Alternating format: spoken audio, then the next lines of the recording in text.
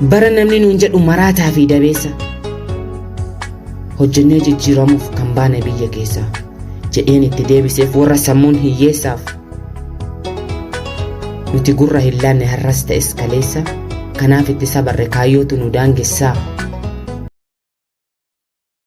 Akkam jirtu kabajamtoota seenaa koo YouTube fayyaa keessanii annagaa koodha qal'oo gurgusheen keessan isin jirtu fayyaa keessanii annagaa koodha anna amma maal hojjechaa jirtu maalan hojjechaa jira seetanii kilaasii koo qulqulleeffachaa jira maaliif qulqullinni ofirraa jammaree gara isaaniitti darba waan ta'eef jechuudha. Kanaaf iyyuu amma ani kilaasii kiyya qulqulleeffachuudhaaf deemaa jira maali isaan bichaadhaaf qulqullinni eegame nuufis nuti yoo isaan qulqulleessine isaan qulqullaa'u waan ta'eef nutis immoo qulqullina keenya eeggachuun dirqama keenyadha. Qulqullina kilaasii keenya qulqullina qaama keenya eeggachuun nuufis faayidaa qaba. Kanaaf iyyuu amma kilaasii kiyya waliin qulqulleessinaa na hordofaa na faana turaa hundi keessan iyyuu akka kiyyaatti ofiifis bootaa kennaa qaama keessaniif rifeensa keessaniif fuula keessaniif madada qaama keessaniif nyaataaf dhugaatii keessaniif qulqullina qaama keessaniif qulqullina bakka rafeensa keessaniitiif hunda keessanii irratti ofiifis of eeggannoo godhaa. Obboloota qaalii obboloota jajjaboo obboloota qaalii warroonni na faana jirtan warroonni na jajjabeessitan guddaa sanaaf eebbifamaa naaf galatoomaa bakka nagaa naaf oolaa amtuun isiniin argin gaariin isiniin darbin madaamii nagaa isiniif haa taatu hojii nagaa isiniif haa taatu oolman keessan badhaadhaa haa ta'u bakki ooltan bakki bultan bakka nagaa bakka gaarii bakka jaalalaa bakka maalan isiniin jedha bakka bareedaa miilli keessan bakka jiidhaa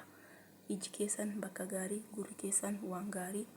irra haa oolu isiniin jedha obboloota koo obboloota qaalii obboloota qashtii na warroonni mana namaa keessa jirtan of eeggannoo godhaa dhugaa nyaadhaa bishaan dhugaa keessatti iyyuu bishaan dhugaa እና amma waliin kilaasii kiyya qulqulleessinaa qofaaf kibediirra ka'a achiin booda ni deema nafaana turaan isiniin jedha obboloota koo. Wait, daqiiqa again شوفوا guys oh mashallah tabarakallah شوفوا chicken nugget شوفوا chicken عيش شوفوا chicken بقر شوفوا ናችሁ ጅርቱ ነገ ከሰኒ ፈያነገ ከሰኒ አናጋ ኮዳ ወይት እስቲ ያቺ ደሞ ቡና እየቀዳው ነው እንደዘዱ ማድረግ እጽዋቶችን መንከባከብ ዋነኝነት የተሰሩ እቅዶች ናቸው። ያተሳኩ እቅዶች የምንላቸው በፕሮጀክት ውስጥ የሚገኙ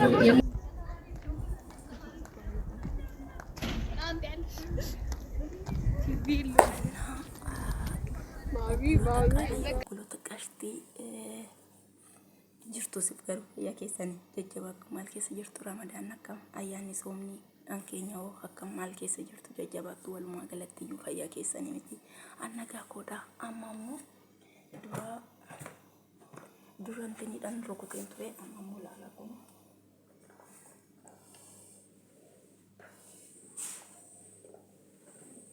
السلام عليكم ورحمة الله وبركاته. hundi keessan akkam jirtan ijoollee biyya arabaa jajjabduu akka sibiilaa maal jeen isin faarsaa jechaatu naanqataa hedduun isin jaaladha hedduun isin kabajaa dhugaa dubbachuudhaaf gizee soomanni dhufe gizee ramadaanni dhufe akka hojiin isin yaachisu nin beeka akka hojiin isin baay'atu nin beeka maaliif nin beekaanis keessan ture waan ta'eef akka khalii kana qabadhe ayno nin beeka hunda keessanuu rabbii tabarana isin rasal pisi amata dhufu takin bara dhufu rabbiin keessaa isin haa baasu tadhumaa isiniif haa godhu mana namaa hojjechuu rabbii isiniif haa dabarsu ummata koo ummata jaalatamtoota koo ijoollee sibiila jechuu wallaahi alazim rabbii isin irraa haa salphisu waan hundaa rabbiin furmaata isiniif haa fidu isin jaaladha isin kabaja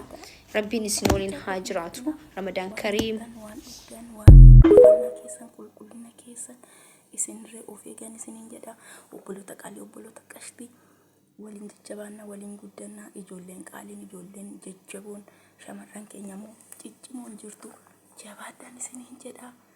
ammarree oolmaa keessan oolma gaarii oolma badhaadhaa oolma nagaa bakka jiidhaa bakka gaarii bakka lalisaa bakka magariisa naafoola namni gurraachi eebbisaa shaggaadha amiin jedha fudhadha إن كانوا من سنين جدا أيانا نجا صومني صوم جاري صوم بيجي نجا يترقد نفاتو ولا بلا ديبنا قالون كيسان كان مسنين جد كشتين كيسان قراتين كيسان بشادون كيسان أنا وانا فانا ترتنيف سينا كيسا فانا وان ترتنيف قداسا هي بفما قداسا جلت وما بكنا هولا I love you